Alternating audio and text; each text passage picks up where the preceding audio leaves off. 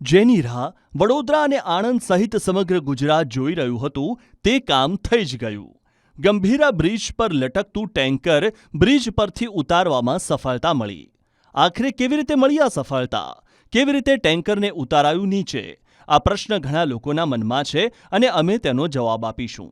સૌથી પહેલા તો વડોદરા અને આણંદને જોડતા ગંભીરા બ્રિજ પર 27 દિવસ પહેલા દુર્ઘટના ઘટી હતી, જેમાં અનેક લોકોના મોત થયા હતા. કમનસીબે એક ટેન્કર પણ લટક્યું હતું, જેને 27 દિવસ બાદ સફળ રીતે ઉતારી લેવામાં આવ્યું છે.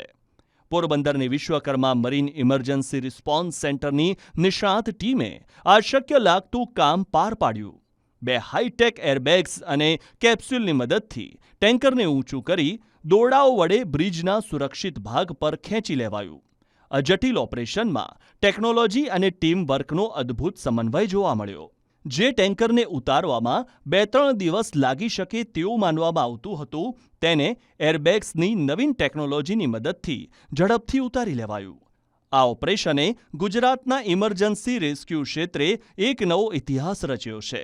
ગંભીરા બ્રિજનું આ ટેન્કર ન માત્ર એક વાહન હતું, પરંતુ તંત્રની નિષ્ફળતાનું પ્રતીક બની ગયું હતું.